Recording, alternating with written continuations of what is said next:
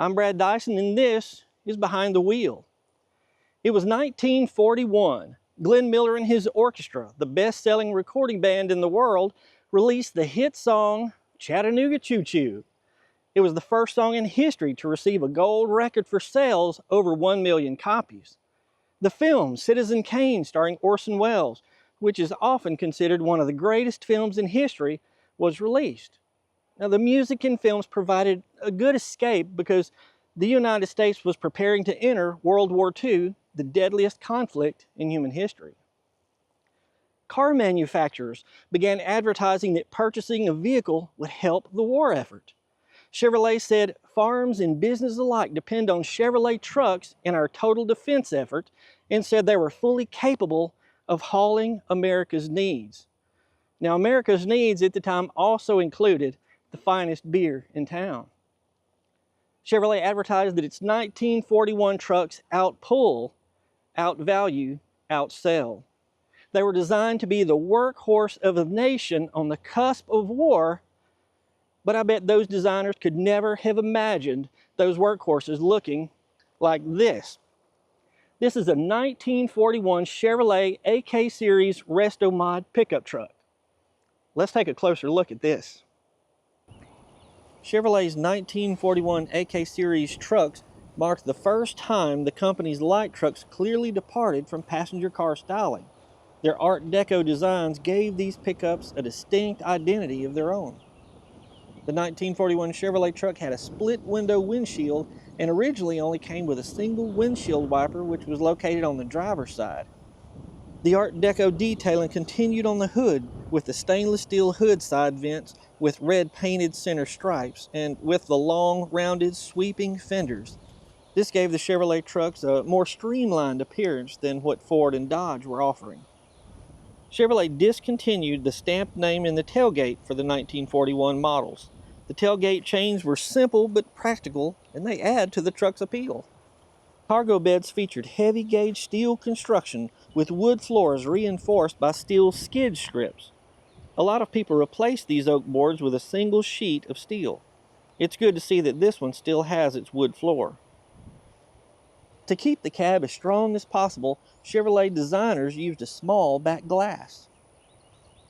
A lot of Chevrolet trucks from this era did not survive because, unlike today's trucks, which spend most of their lives on paved roads with empty beds, these trucks were designed with work in mind. They were used until they were used up. The bullet-style headlight housings with the small parking lights located on the top of the housings were a signature feature on the 1941 through 46 Chevrolet trucks. This was a major part of Chevrolet's Art Deco styling. The Art Deco styling was continued with the red lettering on the Chevrolet, the double horizontal red lines on each side of it, and on the emblem with the Chevrolet bow tie. The inside door panels were made of tough steel. By today's standards, the cabs on these trucks, well, they were tight, a little small. The original bench seat has been replaced with a modern, comfortable leather seat. Now remember, these were built to be utilitarian vehicles. The wind was so strong that it kept moving the camera and kept closing the doors on us. The dash was also built of steel.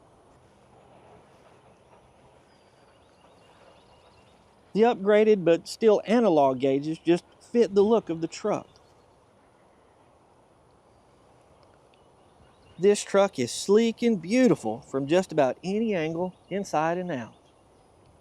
I'm here with Mr. Ronnie Umphrey. He's the owner of the 1941 Chevrolet. And I just want to ask you, Mr. Ronnie, what was it when you first saw this truck that made you say, gotta have it? I actually saw it on an auction site, and when I saw the body lines, I said I had to have it. So we fought it out in the auction and won it. We had a 1952 previously, and that was my wife's truck, and it had its original 6-cylinder, been lowered, really nice little truck. We sold it, and because everybody's got the early 50s, late 40s, early 50s, but you don't ever see a 41. It's just, you don't ever see them. So when I saw it, I said, I have to have this truck. Have to have it. Now this one originally would have come with a 6-cylinder? I believe a 6-cylinder, correct. 6-cylinder, but there's no 6-cylinder in this anymore. No 6-cylinder anymore. Can we take a look? Absolutely. Now originally this engine had, what, about 90 horsepower? Yeah, when the truck was original, it would have had a lot less horsepower than it does now. This little 383 should produce around 400 to 425 horsepower probably. It does have a set of aluminum heads on it. It's just good run little motor. Good, it runs very good and nothing too radical. Can we go for a ride in it? Absolutely, be my All right. pleasure. Let's get behind the wheel.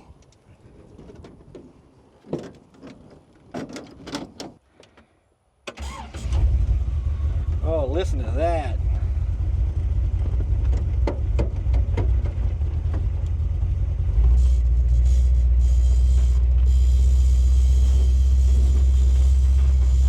Wow, it's got a deep tone to it, doesn't it?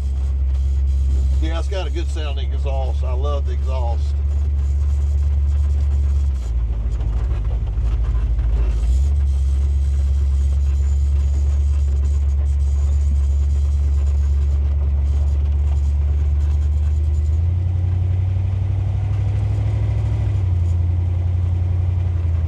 Yeah, you're right. There's not much leg room, but there's plenty of headroom. I don't know how the people back in the day, the farmers that use these trucks to make a living with, they were big men, and I don't know how they got around town with the wife and kids. There just wasn't any room in these trucks.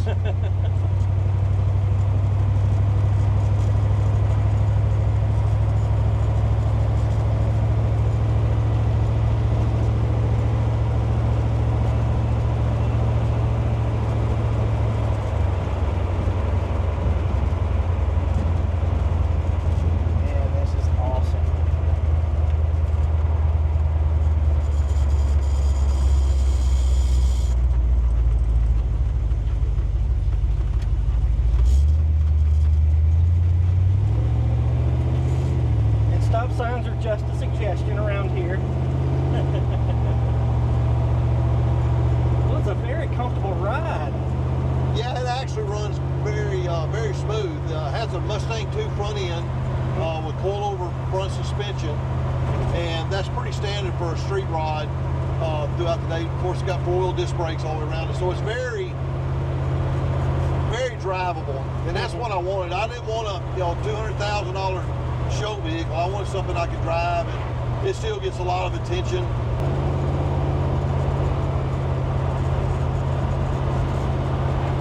You know, one thing back in the day, they didn't have air conditioning, so we got our vent pulled up, and if you had to open up the vent down here, and that's your air conditioning. That's right. So, well, I can surely feel a difference when you open it. Yeah, it makes a difference. We're hoping to put vintage air in this thing here before too long. I've got the compressor on the motor. We just haven't hooked it up yet. But it just runs like a sewing machine. Like I say, it's got a good built motor in it, but it's not too radical that you can't drive it. That's right. And it runs cool. It's got a good aftermarket aluminum radiator, so it never runs over 180 degrees, even sitting in traffic in the middle of the summertime. So it's very drivable and a very fun little truck. And to me, that's the best thing, is it drivable? Can you enjoy it? So you'd have no problem getting on the interstate with this, would you? No, if you need to get on the gas, it'll go. The truck doesn't weigh anything, so 400 plus horsepower in this little truck is a lot.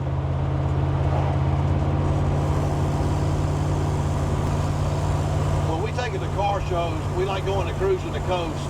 And we took it last year. I went ahead and trailered it down there because I didn't know if I could sit in the same position for 6 hours.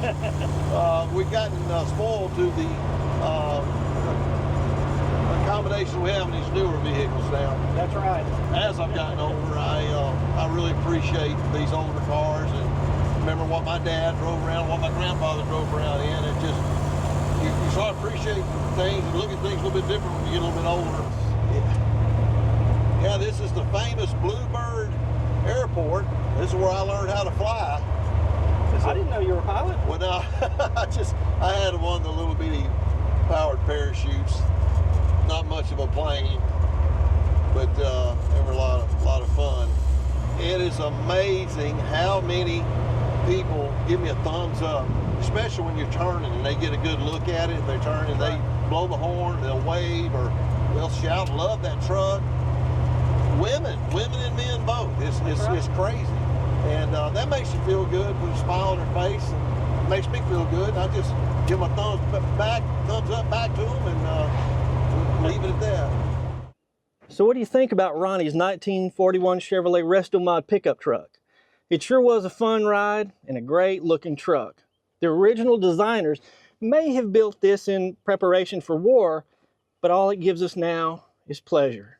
Now I want to thank Ronnie for showing us his 1941 Chevrolet Resto-Mod. Now if you want to see more cool classic cars and trucks, hit that subscribe button. I'm Brad Dyson. Thanks for watching Behind the Wheel.